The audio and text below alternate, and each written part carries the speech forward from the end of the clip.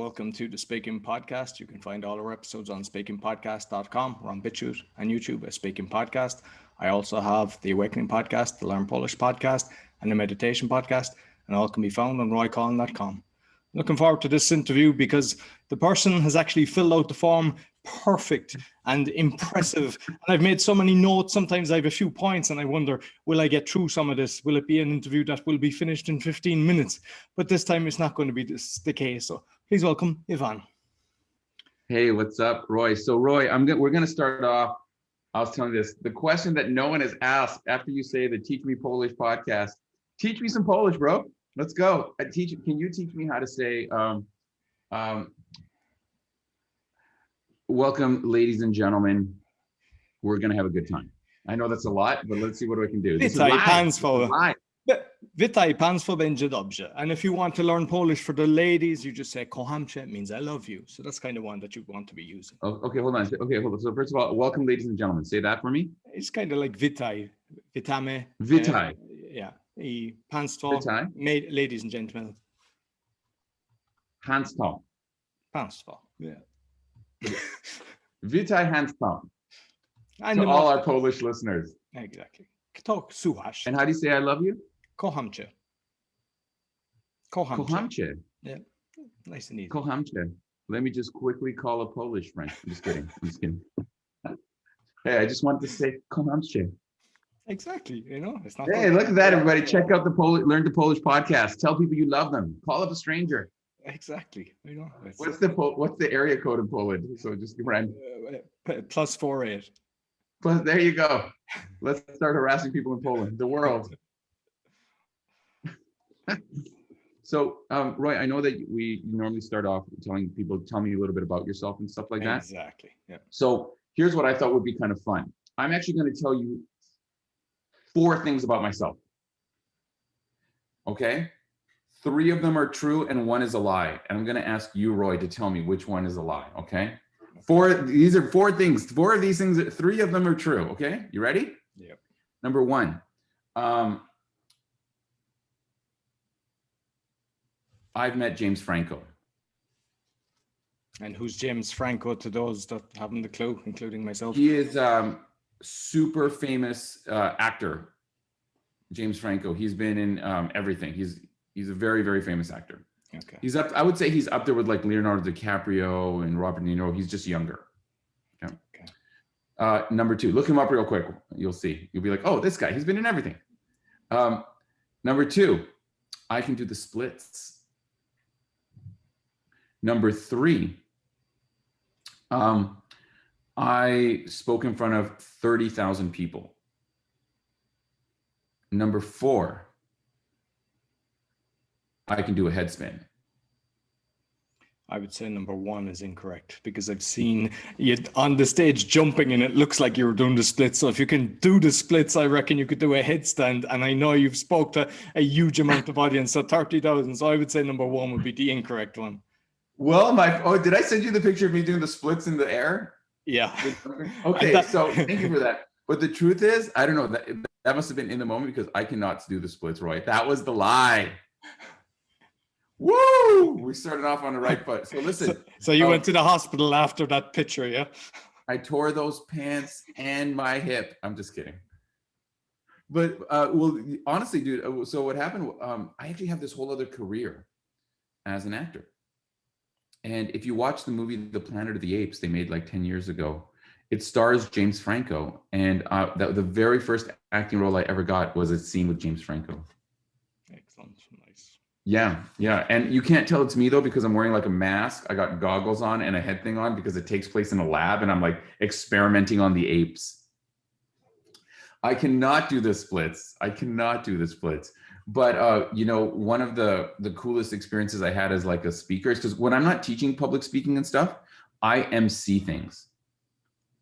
So I'm the guy that is on the stage going like, ladies and gentlemen, put your hands up in the air. Like I'm the hype man. I'm a hype man. That was more like if a WWF wrestling, like, or a boxer. Yeah, exactly. But then I'm also like, because I do it all. Like I do it all. Like if you want that guy that's like, get your hands up, get your hands, like party at the club. I can do that. If you're like at a formal event, sometimes when you go into like a theater and it's like, ladies and gentlemen, please start taking your seats. The show will start momentarily.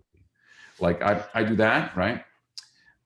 And so one of the things I did, there's this thing called the Pan Am Games, which is like an Olympics, but for North and South America. So it's all of North and South America. And there was the football finals, the soccer finals. And it was a stadium of like 30,000 people. And the coolest part, I'll tell you this super awesome experience, because I was there for the whole 2 weeks of the tournament. And so the people in the sound booth started giving me challenges. Because I was like, I'll do anything in front of I'll do anything. And they'll be like, can you make everyone go dead silent? And we're talking like it's Brazil versus Colombia.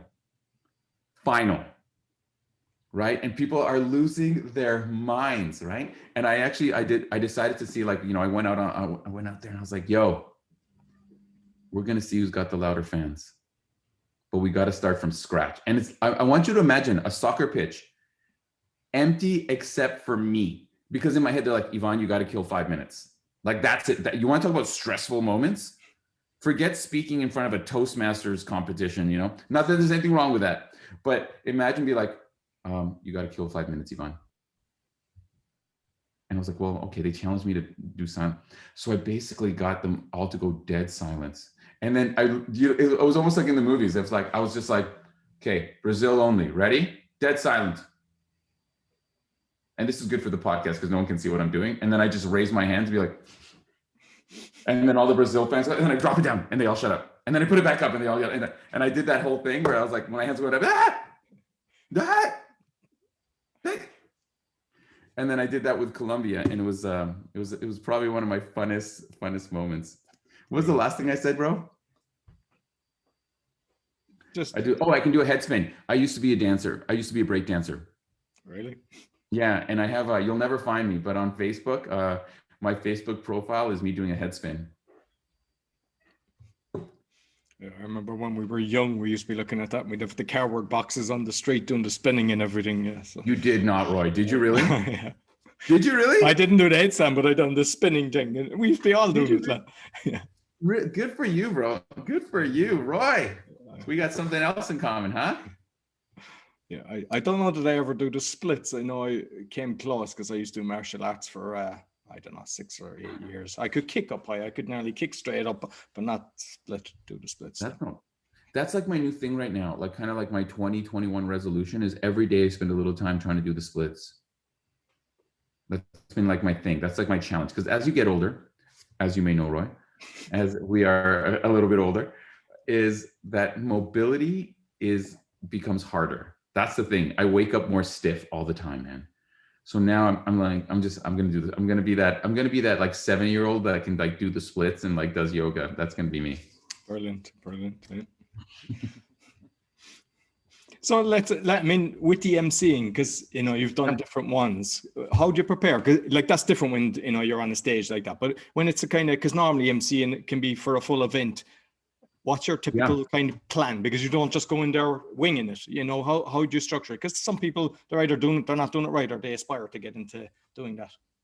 Yeah, there's a couple of things, and it's funny because being an MC is a skill set in and of itself.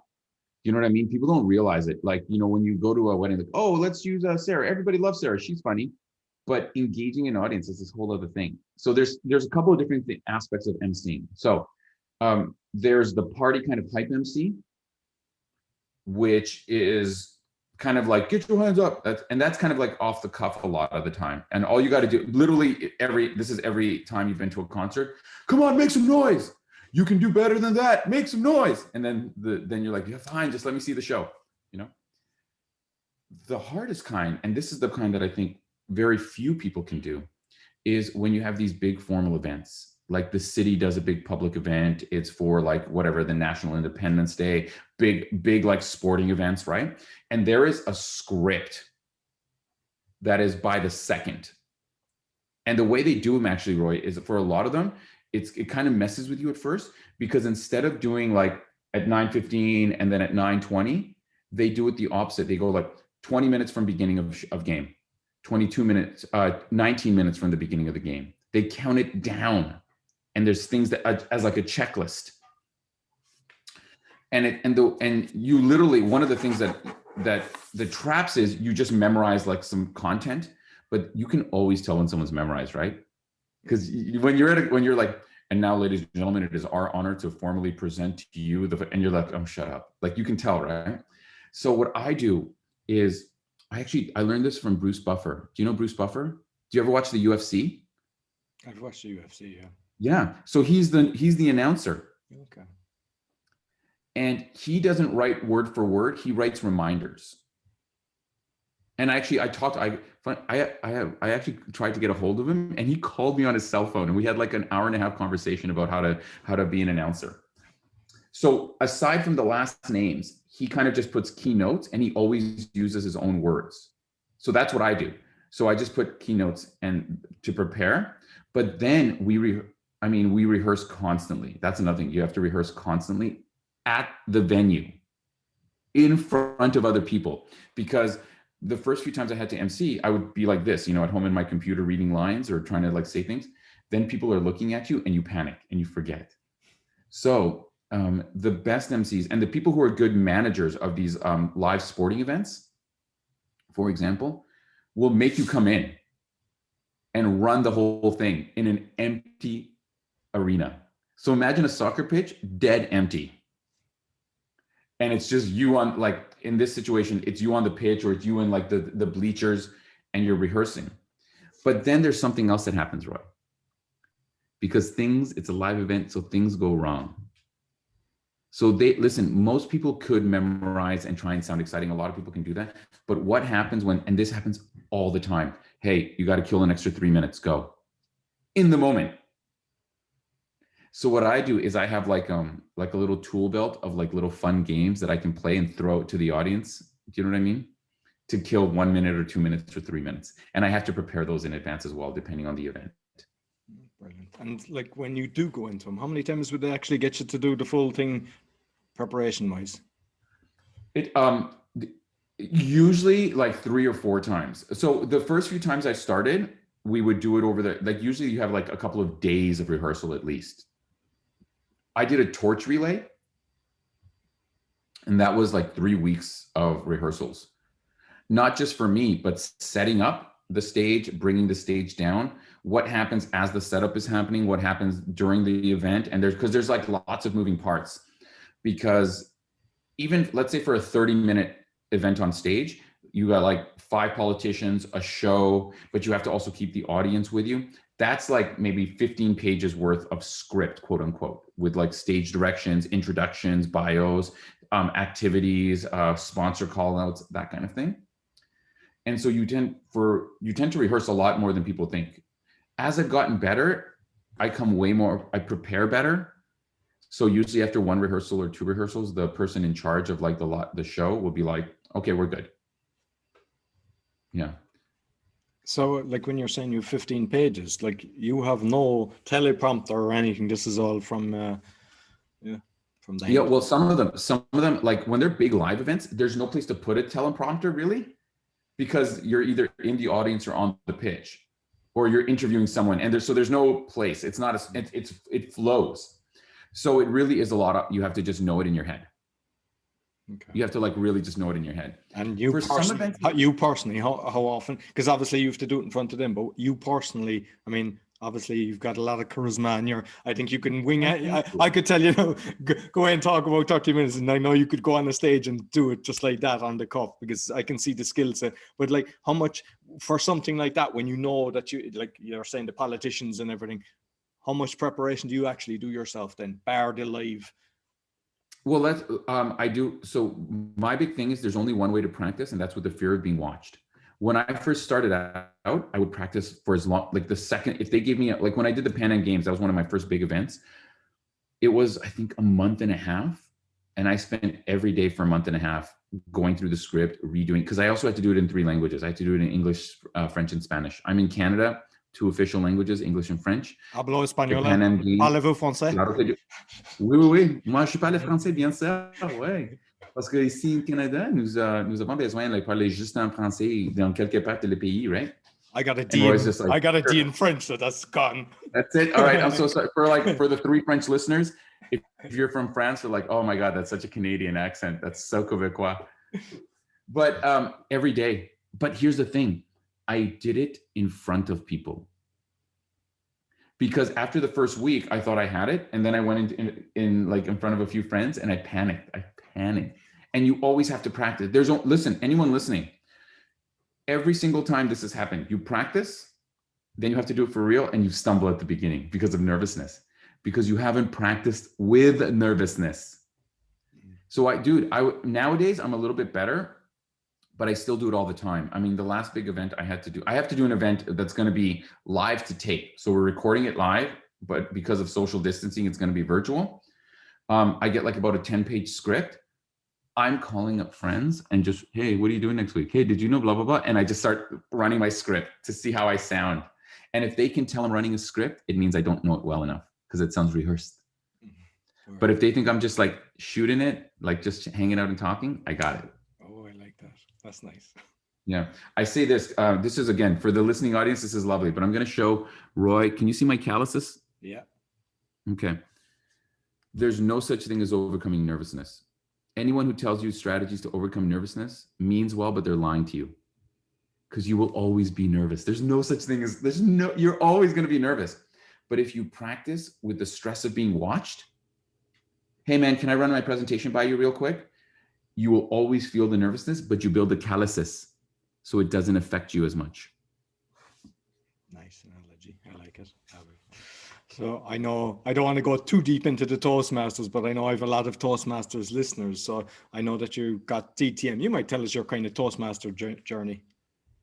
Or the toast. I mean, honestly, it was a long time ago. It was the early 2000s, And essentially what happened was this, because I approached things from a very logistic point of view. I had worked in several industries and I kind of burnt out in all of them. I wasn't very good at them either, to be honest. So I said, in everything I've done, people always say I'm a good talker. I'm good in front of people. And it's not that I was good. I just had a lot of experience before I even went to university. I had a lot of experience. You can ask me about that later. But I thought to myself, if I want to start some sort of like a communications, like consulting, like if I want to be known as a person, I need to get some sort of like accreditation. And the first go-to is Toastmasters. But I did something at Toastmasters that's a bit more interesting than just doing Toastmasters. Yes, I did all the levels and everything, but what I did is I joined a Toastmasters at the university because aside from some sort of like social proof, like a Toastmasters designation, I wanted experience and I wanted to build a network. So I used the Toastmaster Club as a promotional tool for our club. I would go out and do free workshops in all the faculties at the university. We would approach all the faculty. Hey, we're the so-and-so Toastmasters. We'd like to do a free public speaking session. Great experience, but then building. And some of those are still my clients to this day. Nice. Like 15 years later. And it was like I started out like just doing free workshops. And after a year, 2 years, they're like, we want you to do more. We feel like we should pay you that. I was like, really? Okay, cool. And that was actually something that people don't think about because a lot of people join Toastmasters because they want to become motivational speakers or something like that. And essentially Toastmasters teaches you to be a motivational speaker. And, you can have opinions about motivational speaking. I definitely do. But no one thinks of it as using Toastmasters as a way to build a network outside of the club. I know it's not the exact answer you wanted, Roy. Oh, no, I love answers that I don't expect. That's beautiful. Yeah. So if you're in Toastmasters and you want to kind of develop that, use your Toastmaster Club outside of the club to offer free workshops so you can get experience. There you go. Useless tactic. No, it's very good. Very good. And look, I have so many different things. One, online courses, because as you're aware, I'm like a podcastaholic, and I've a new one coming out. I'm a huge podcaster. Love podcasts. Love podcasts. So I want to I'm actually currently trying to create a course on it, and I see that you've done a few. So people like, because a lot of people want to actually get into this. I know, and I mean, I've looked at your stuff. You've got fantastic ratings, and the numbers of students extremely impressive. Like, there's the Udemy ones, there's 40 odd thousand. There's another one, there's like over 100,000, you know, and like the reviews are well up there. Like, they're, you know, it's nearly as high as you go, which is very rare. Right? So, Yeah, thanks, so man. congratulations on that, but I'm going to pick your brain on that one because use me, baby. I will tell you what you need. Use me. So first, like, yes, sir. Have you a structure when you're creating? Yeah. Like, not just a 1 hour one, no, but if you're doing a kind of longer, you know, whether it's 5 hours, 10 hours, different sections, how do you structure yourself before you actually get into it? What's the best, because obviously when you do something the second time round, the third time round, you're constantly learning, improving and everything. Yeah. So I'm curious, you're giving me advice, but which in turn, all my audience who might want to do something similar, they'll be picking up on this as well. Well, I will tell you, it's very true. Like, in regards to like, what is the best way to structure and prepare to like execute on a quality course? And it's the same thing they do in movies, man. In movies, filming might be a month, but the movie pre-production is like years. So here's the thing. Number one, on Coursera, they work with universities and they work in modules. So you have to give them a module. Like, they want longer courses. Skillshare wants under an hour. Udemy is kind of a little bit all over the place. But the number one thing is really like creating an outline, but having a learning outcome for every video you record. So if you can't, so that's what I did. So I said, like, I wanted to record a video on how to create an effective opening. But the learning outcome can't be, you'll learn to make an effective opening. The learning outcome has to be way more specific, because everyone says this stuff. Everyone has ideas, but nobody has tactics. So your learning outcome, I always use tactics. A big thing that they do in a lot of universities, they use Bloom's taxonomy. Have you heard of Bloom's taxonomy? No. I'm very research-based. Most, a lot of the times why people don't respect soft skills, it's not because it's not valuable. It's because people are just talking from their own experience. And how do you apply someone else's experience to yours? So I'm very research-based. Bloom's taxonomy, you can all look it up, is essentially an action-oriented way to phrase things for learning outcomes. Apply, use, demonstrate, that kind of thing. It's something I got from the University of Toronto. So I make my learning outcomes first, and they have to be specific. Then here's the other thing. How will you assess? That's the thing that another thing that no one thinks about. It's not so much about what you're going to say, but how can they test what they're learning? So any good video course needs to have assessment, whether that's Q&A, whether that's you video recording yourself. There needs to be some assessment, and it has to be you should be able to put it on what's that thing called? The grid with marks on it. Oh, I never forget the name of it. Excel, is it? It's not a matrix. It's I never remember this word. For years I've forgotten this word. It's like let's say, did the student demonstrate how to use an Area 47 opening starting with uncertainty? 1, strongly disagree. 2, a little bit. 3, yes, but it could have been stronger. 4, like that thing. Yeah. Oh, what's it called? We'll figure it out later. No, I know exactly what you. Yeah. So it's about assessment. So you have to create all of those, the learning outcomes and the assessment of the learning outcomes, so that the learner feels like, can I now do this? Check. So they feel like they have a quality outcome. Once you've done that, then you can start recording courses. Does that help you, Roy? Oh, no, definitely. Like, because I mean, and I tell you the reason behind it, because everybody's. Yeah. Tell me. I read 8 books on the podcasting before I started. I mean, the speaking podcast is the longest one, and I was just constantly trying to look at it. I've done a few Udemy ones as well, and I've even paid for another course, and I was like, they're all missing something, because I spotted where they're gone wrong. It's mainly down to the marketing. A lot of it is the marketing. They're teaching them, how to get the podcast up there, how to do this, how to do the logo, and all. But they're not showing them how to actually market the podcast, which is the most important thing. because, well, obviously quality is very important, but unless people know about, just the same as opening a shop, unless you start telling people your shop is open, it remains fairly empty, and it's kind of similar. And I know, and I have a lot of different things, and I'm not even applying all of them myself due to time constraints, but I know that they work because, I've gotten number one in a lot of countries, and it shows that it works. And I think if someone is looking at that it would help. And what about, like, say, like, just on when you're dealing with these different companies, then are they fairly, like, I don't know what the split is, because I know with Android and Apple, it's like they take 30%. I would assume Udemy would take even more than that. Well, first of all, okay, before I answer that question, give me a tactic to marketing. Yeah, I know people here, listen, I don't think people know enough about Roy, because you always let everybody else talk, but give me a strategy, like what's one of the ways you've broken through the noise? Give me a tactic that I can use. Okay, a tactic, say, on whether it's you, what you're doing, or say the podcast, if you're promoting some show, a lot of the times people will just put it up there and that's it. So what I was doing, like the Polish one, consistency is very important. So with the Polish, that's the one that's been more consistent for me, because I like every Monday, every Wednesday. So then you'd put up the podcast, the audio, then the next day you're putting up the pictures. So a picture gets so much more engagement. I would. Where are you putting the picture though? Say on Facebook, like that's the thing as well. Some people, like, I've looked at a load of stuff. I've looked at LinkedIn, I looked at Twitter and everything. But the reality, I still put them out to a few of these things.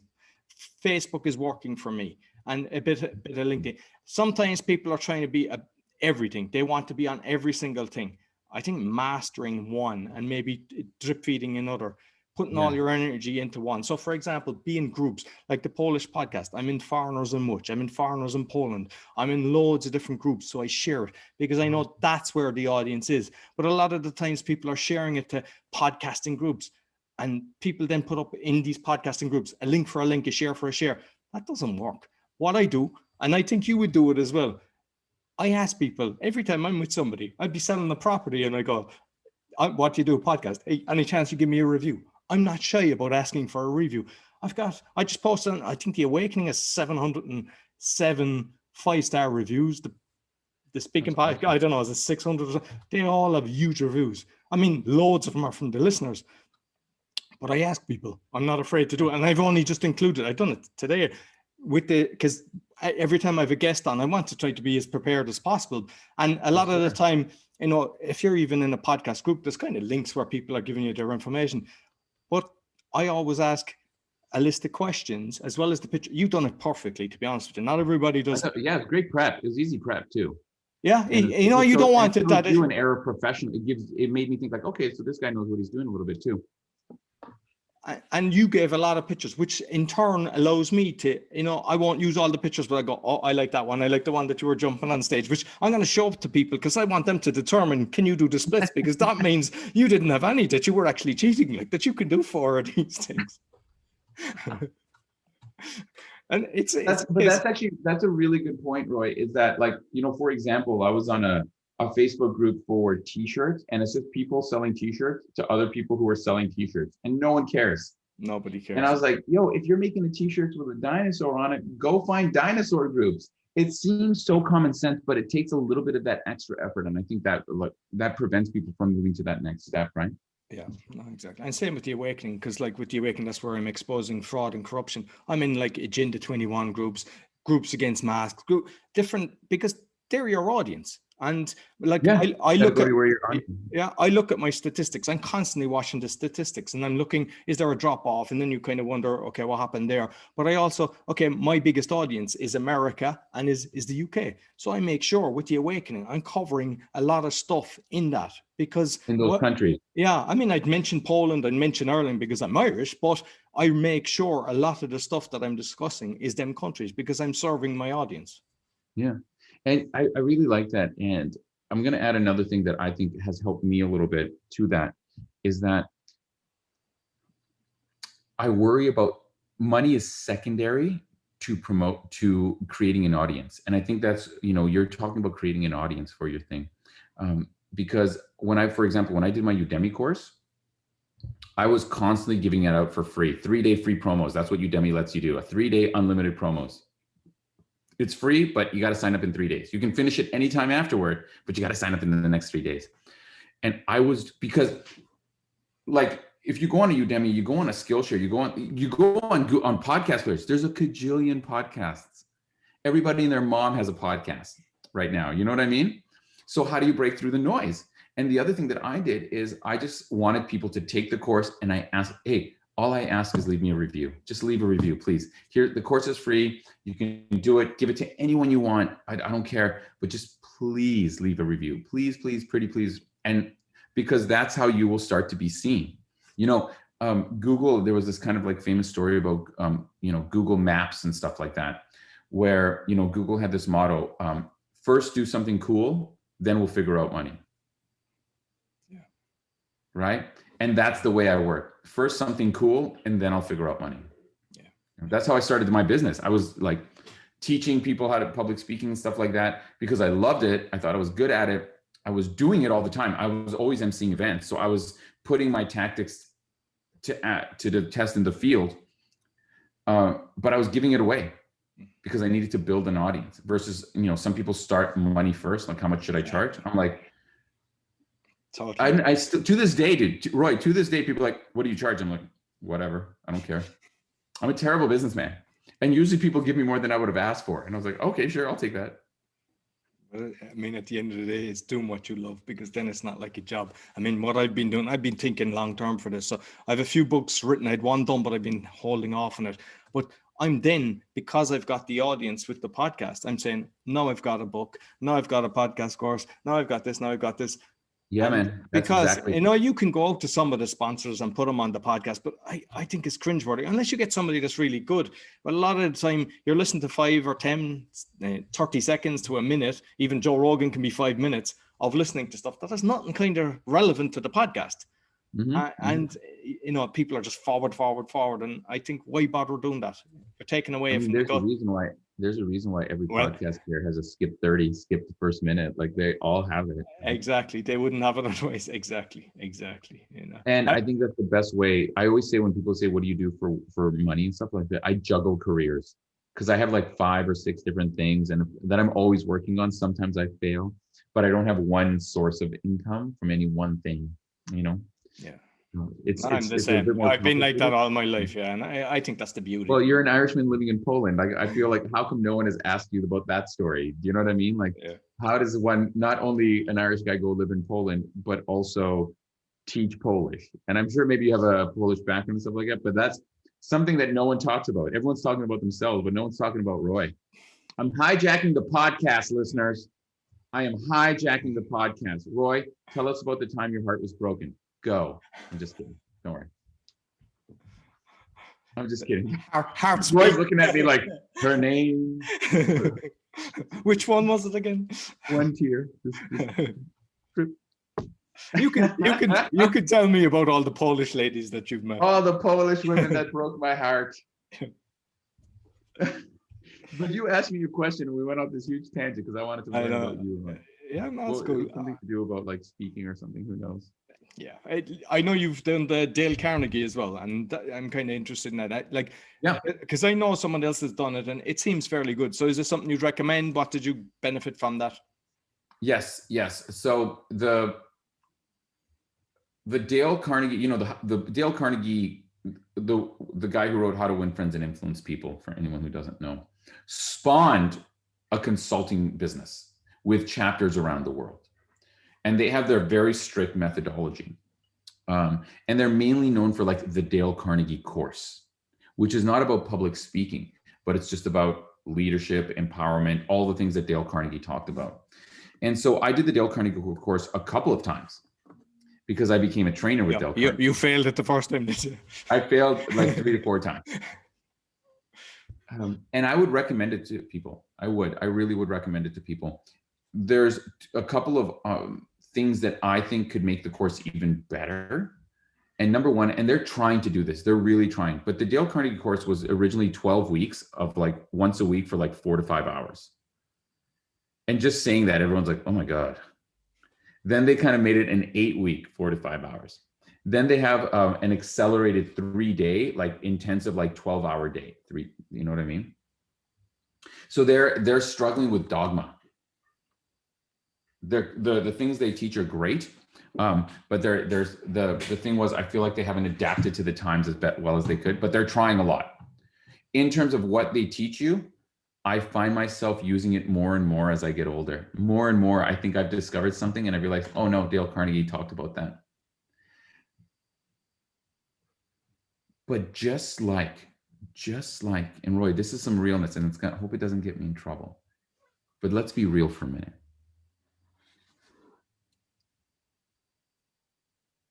Everyone gives you ideas, but no one gives you tactics to execute on the ideas. So let me give you examples that all your listening audience has heard. You just have, you have to really like actively listen to what people are saying and make them feel like you really understand them. No shit. How? Or that's what I thought I was doing. What am I doing wrong? And coaching is like, anyone can be a coach, because just by the virtue of you talking to someone, you will self-discover. So coaching is whatever. Can you find specific formulas, tactics, physical executions to do that? So for example, there's, really try and connect with your audience. Try and really say something that's going to get them interested at the beginning. Start off with a question. Yeah, okay, what question? How? Like, no one gets that next step. And Dale Carnegie has amazing ideas, but depending on your trainer, you may get those execution or not. Because I took the course several times, some trainers, I'm like, yeah, so do this. And I was like, oh, God, why didn't someone say that before? Jeez, that's it? And let me give you a great example. I've listened to a bunch of the episodes, and people talk about listening with intention or stuff like that. But what does that even mean, dude? Like, what does that mean? Yo, I could sit here and go, yep, nod, yep, nod. But for all you know, I'm looking at my email right now. You got no idea. Like, let's be real. How often has someone been talking? You're like, they can't see my hands, so I'm just going to quickly check my Facebook messages, and virtually no one can tell. I actually had a guest that was doing it, and I ended it as fast as possible. They were just not present at all, and I was like, yeah. So how can you make someone feel listened to, bro? Let me give everyone a quick tactic, and this is something that was touched on in Dale Carnegie, which was from one of the trainers, which I thought was very useful. But more importantly, I found the same tactic that a medical researcher was doing in terms of patient care and patient satisfaction in the medical field. Whenever I always try, whenever there's overlap in multiple kind of disconnected fields, I'm like, there's an underlying tactic here that we can use. If someone talks for like 5 or 6 sentences, right? Repeat back those 5 or 6 sentences. It's the simplest thing in the world, and watch someone start going, exactly, no, exactly. And they're going to interrupt you with why they agree with what you're saying. That, not one sentence. Most people will be like, try and summarize what someone said in one sentence. That makes you patronizing. That makes you condescending. But if you said 10 things to me, like, or you talked for a minute, I'm talking for 45 seconds, and all I'm doing is repeating back and then telling you with why I agree with what you're saying. And here's what you're going to see the other person do. Yeah. No, listen. And they're going to interrupt you. And then you let them go talk. And then they're going to talk for like 10 minutes. And then you spend like 2 minutes just agreeing and repeating back what they said. And then they interrupt you again. And then by the end of that conversation, it might have gone long, but they're like, man, that guy was great. That woman was amazing. And it's not my opinion, Roy. Go on PubMed. There is actual research that shows when doctors let patients talk until they were finished, even when the outcome of the visit was the same, the exact same prescription, no prescription, the exact same advice, right? When they controlled for those outcomes, the perception of care was dramatically, statistically significantly higher when all the doctors did was let someone talk until they were finished and repeated back what they would say. Even the doctors that cut them off and said, here's a prescription, this is what you need. Those patients were less happy, even though it took less time. There you go. And I would have witnessed that actually growing up. There was one doctor that actually did it that way, and another was like he didn't even listen, and people knew it, and everyone loved the other guy. Like in all of the neighborhood, they were all fans of that. Yeah, so definitely. And for all you know, the asshole doctor was probably giving you just as good a care, but he was a dick. And so everyone thought, and here's the worst part, then you don't see them when you get sick, or you don't trust what they say, so you don't do it. Yeah, exactly. Anyway, so that's me both complimenting and talking trash about Dale Carnegie. No, it's cool. No, to bring it back around. No, very good. And like, I mean, I've read a few of the books, but the Roy, you're back. So I'm an avid reader. I some years I'd read 100 books, and I remember the Dale Carnegie, How to Win Friends and Influence People, has the most kind of highlighted, underlined stuff and everything. I've read it a few times. I kind of recommend everybody to read that book. That's actually you know, I would recommend people read the book. There's two versions of it. There's the original, and then there's like the one for the digital age that was written in like 2000 or 2001. Read the original. Yeah. Simply because there's more practical examples in that one. The digital age one, it's always like the tropes. Abraham Lincoln, and like, how does Abraham Lincoln have to do with my sales gig? Or like, I'm an accountant. What does that have to do with anything? But the one in the, like, they always use these very big, like kind of overused examples, but the original has like big people, but not as overused. So read the original because it's a great book. Yeah, no, it's fantastic. So I know I watched one of your videos, and you're basically talking about how you prepared for kind of what you got into between talking to buskers and different things. Tell me that story. Which one? You know, you went up and you're talking to buskers. You're learning your trade, basically. You're learning how people have charisma. Oh, yes. Okay. Yeah. So, you know, here's the thing, dude. I always say this. LinkedIn is full of people telling you how to live your life. You know, Instagram is full of like people, leadership experts or blah, blah, blah, blah, blah. And everyone sounds like a car salesman. No offense to car salesmen, but you know what I mean when I say like everyone just sounds like a car salesman, like they're going to hustle you or they're selling me on a pyramid. They just have this kind of vibe about them. I was researching communication. I did that instead of going to learning from communication experts,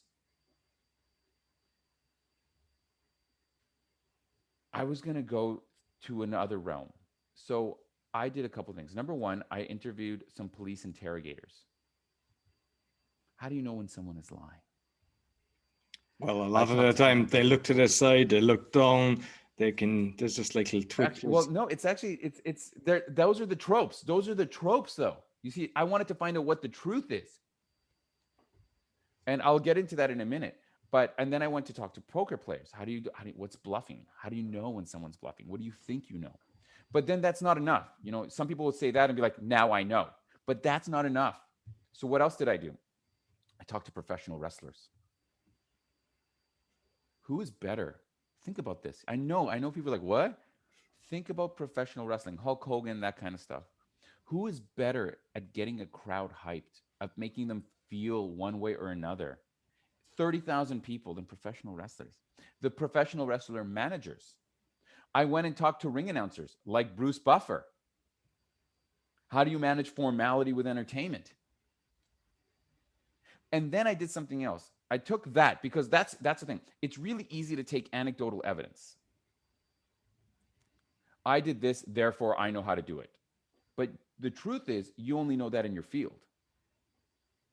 A lot of people who teach public speaking and stuff like that, it's like, I did Toastmasters, there no I know public speaking. But if you've ever been in Toastmasters, you know that Toastmasters has a very particular way that doesn't resonate. Yo, give it Toastmasters a mic and say, pump that crowd up. They're not going to go, good evening, everyone, ladies and gentlemen, and fellow Toastmasters. Today, I would like to talk, and they'd be like, get off the stage, right? Yeah. I went and talked to stand-up comics. How do you prepare? How do you, in my book, I talk about this. Stand-up comics aren't naturally funny. In fact, they do the calluses thing, dude. Yeah. The most famous comics in the world, will spend months going on a Monday night to a comedy club that nobody goes to. Rob the material. For 5 minutes, and they will bomb. They will be terrible. They will bomb. but they do that for the stress of in the moment to see what's working, to actually get the practice. And then I took that to a next level. And I said, well, what does the science say about memory, about attention? Real quick, 2 books that aren't mine. So it's not a shameless plug, okay? 2 books that are not mine that you might, if you like, you said you like to read, Roy, read The Organized Mind by Daniel Levitin, who's a neuroscientist at McGill University, who talked about why people make decisions and decision making. It's not a book on neuroscience.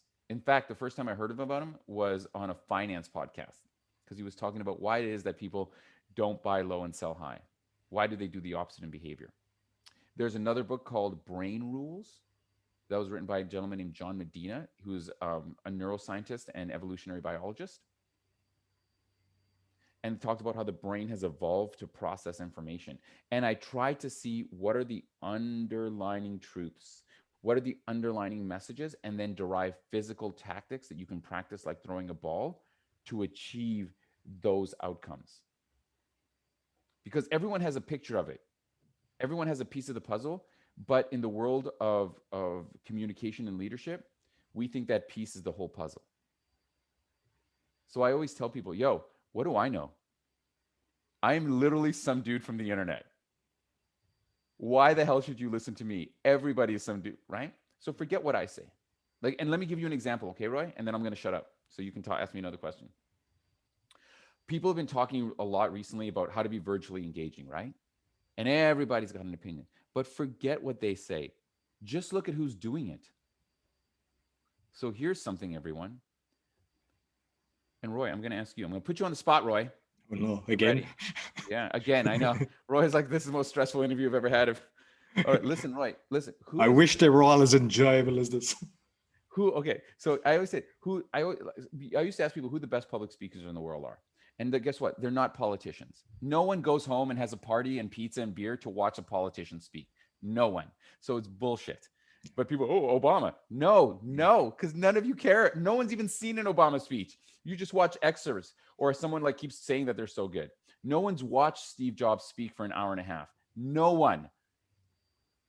Probably one listener's like, well, actually, I listened to, like, great. One guy, one person. Good. Who cares? All of you have just seen excerpts. Who is better at speaking alone to a computer in their bedroom than YouTube celebrities with millions of followers? So forget what all these people are saying. Go and find the biggest YouTubers and copy what they do. That's how, see, so I like to find the real world examples and then combine it with what I'm learning and then make physical tactics. Nice. Right. And with the busker, what was the story with the busker to see how he got people to stop, I assume? Okay. So how do you get people to stop, take out your earbuds, right?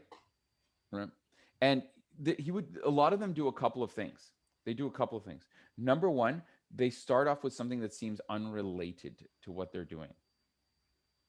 So you'll see a busker and they'll keep dropping a ball and picking it up. And people are like, what's going on?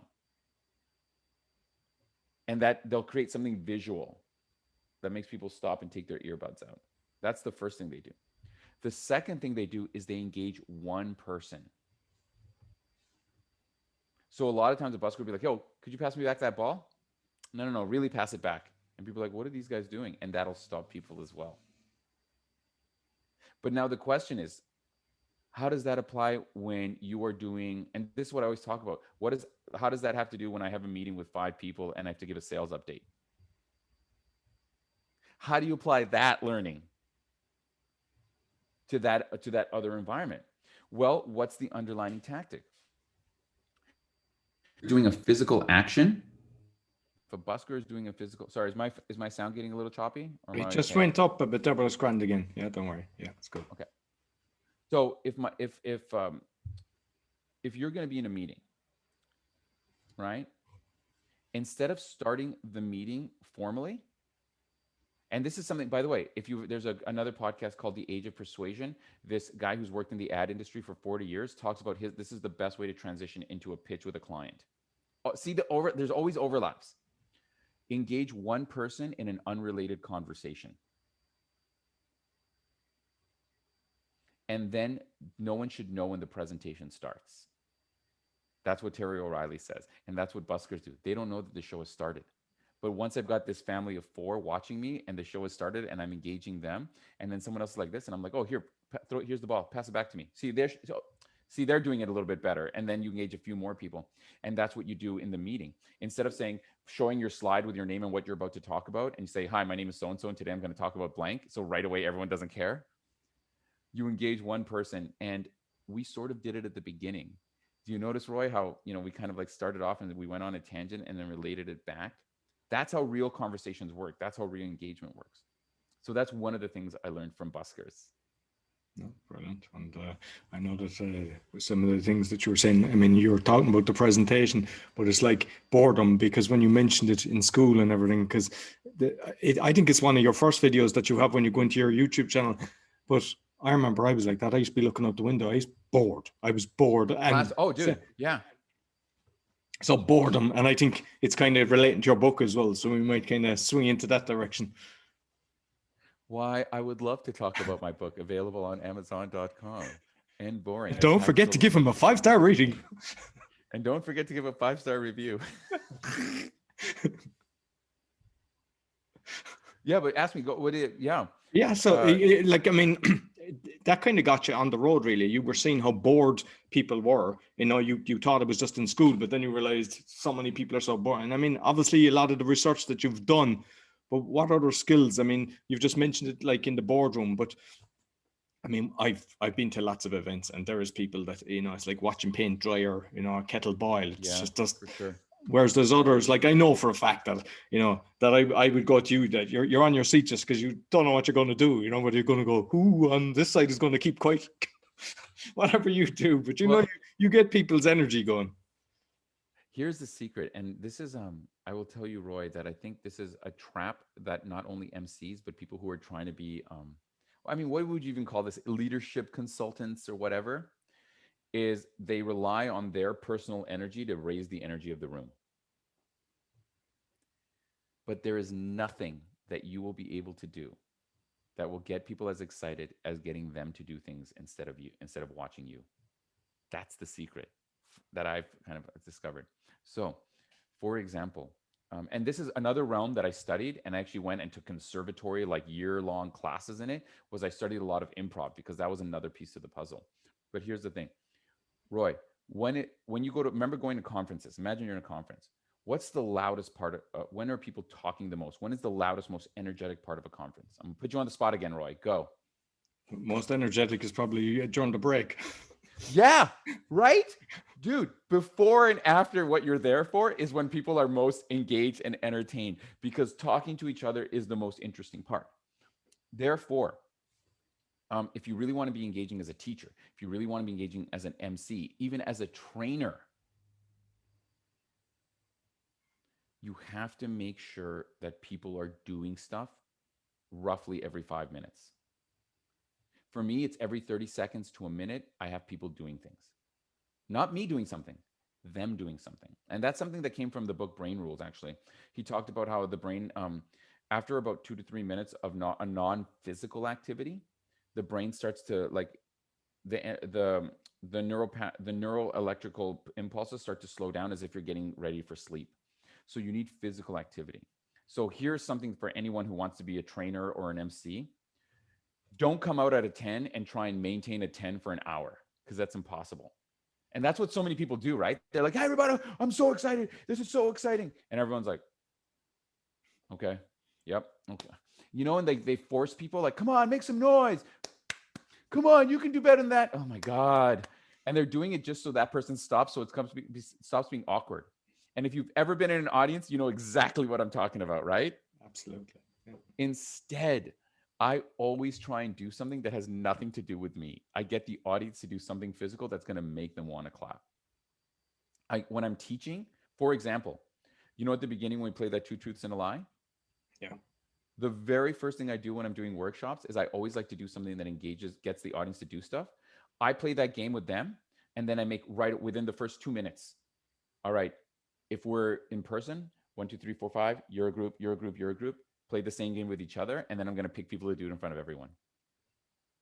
And right away, people are expecting to sit there for like an hour, and they're like, when you mentally prepare yourself to be like, okay, here we go.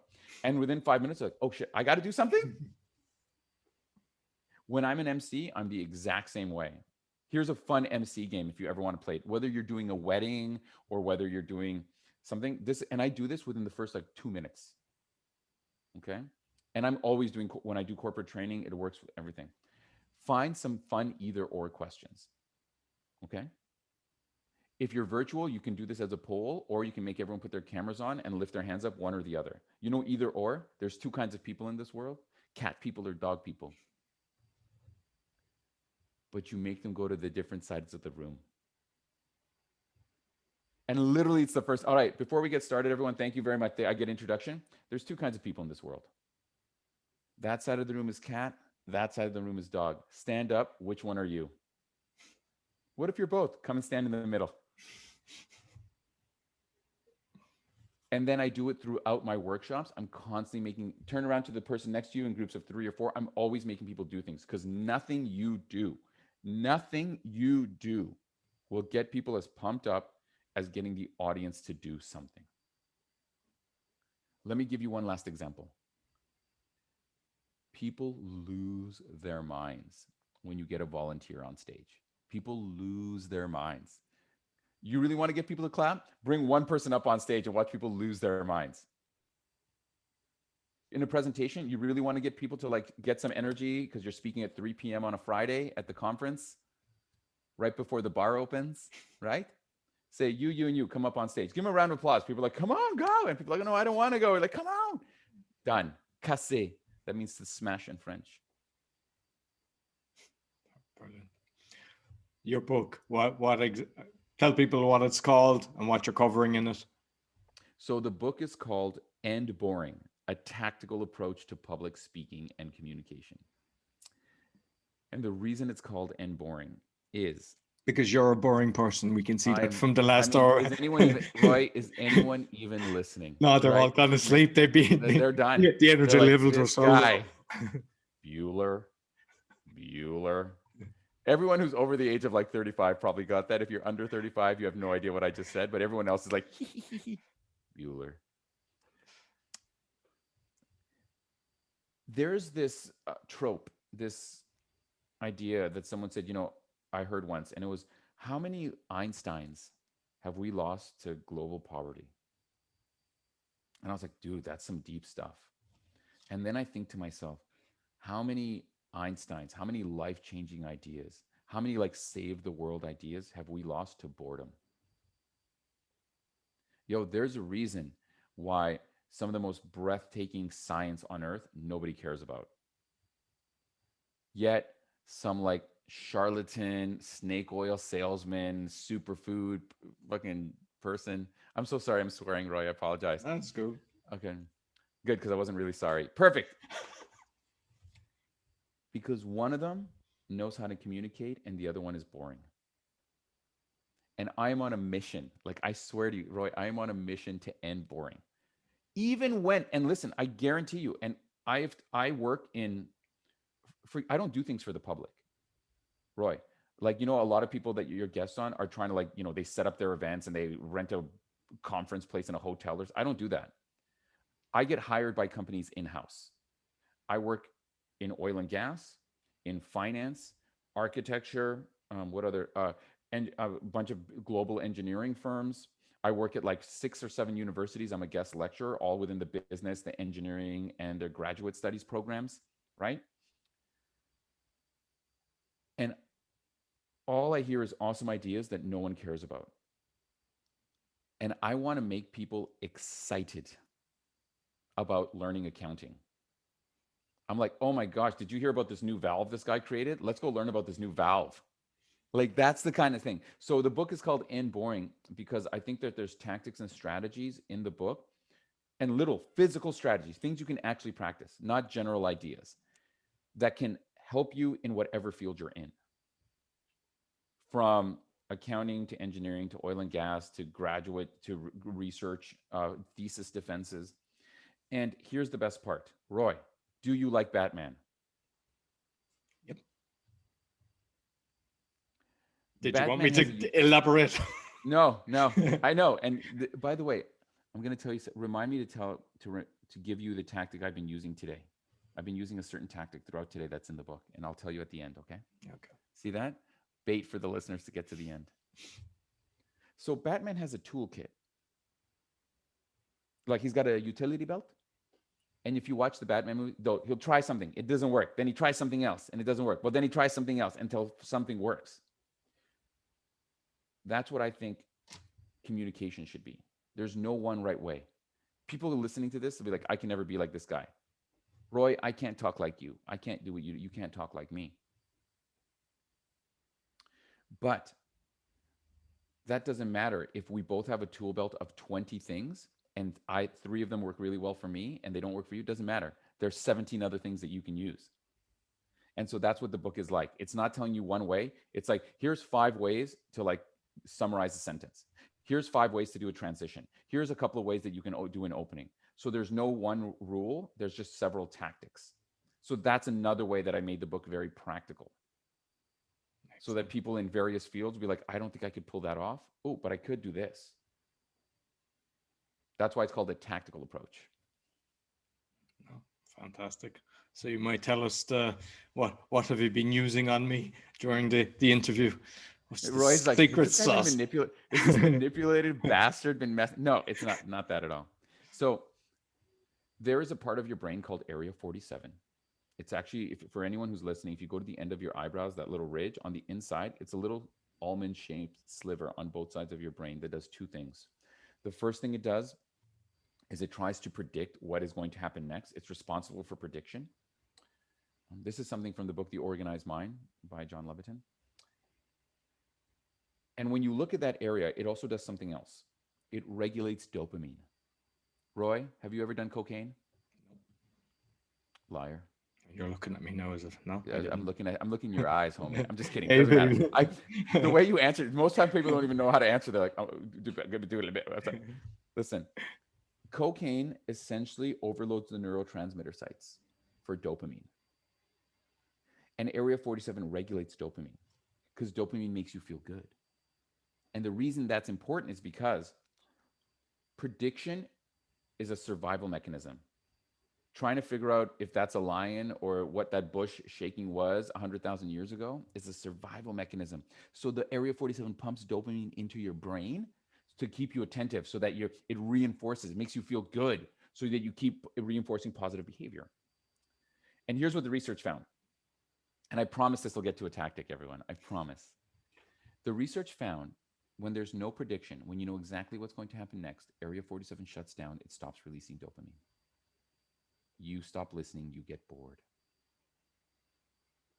When something has too much information, you're not sure what the relevance is, there's too many inputs, there's too much information, Area 14 shuts down because it needs to focus on specifics for survival. You stop listening and you get distracted, you start paying attention to other things. High school class. Some people think it's procrastination in the business sense, but it makes sense. Yeah. So here's a simple way to apply this concept of uncertainty to create interest. The way you engage with Area 47 is you can use this at your openings. The easiest ways to do this in your opening, when you're opening a presentation, when you're opening a conversation, is say or ask something that seems unrelated to what you're going to talk about. And then after a few sentences, you create the relationship. So how often today, Roy, have you asked me a question and I respond with something that you're like, what? And then I create the relationship.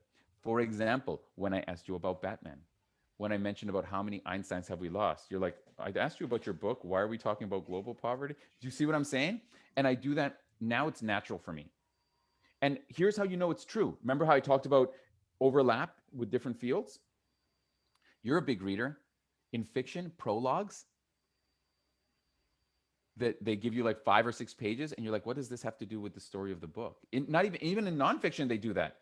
It's to activate Area 47 so that you create interest by trying to, how is this related? How is this related? How is this related? That's how you keep people interested, through the uncertainty, by activating Area 47.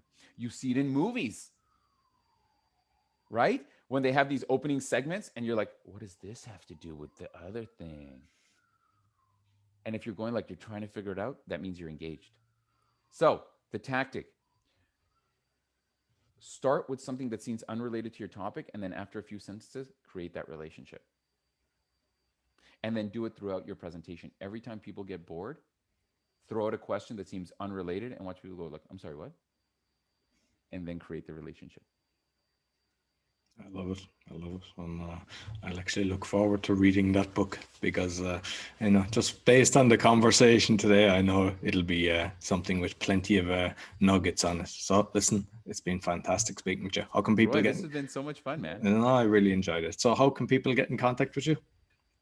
So anyone, the easiest way to find out everything about me is publicspeakinglab.com/connect. Basically, it's a page on my website with everything. You want to know where I live? Boom, there's my address and a key to my house. No, it's got it's basically like my link tree, but it's just on my website. So publicspeakinglab.com/connect. Everything you need to know is there. Excellent. Yeah, I'll make sure I put the link in the description of the podcast. And everything is Public Speaking Lab. If you're on Instagram or TikTok, it's all Public Speaking Lab. Brilliant. Listen, I've thoroughly enjoyed it. Thank you very much.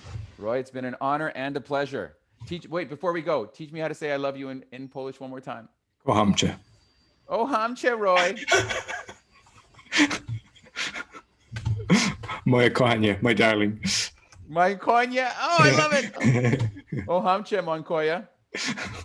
I'm going to call my friend right now to tell her that. Brilliant. Thanks very much. So, Roy, it's been a pleasure. That's all for the Speaking Podcast. You'll find all our episodes on speakingpodcast.com. They're all different. Go back to the start. You'll learn something from all of them. Not as entertaining as today, but still. Oh, hamcie, Monkoya. You'll find us on BitChute and on YouTube as well. Be sure to give us a 5-star rating because we all know how much a 5-star rating is, and share with your friends. Until next week, take care. Oh, hamcie, Monkoya.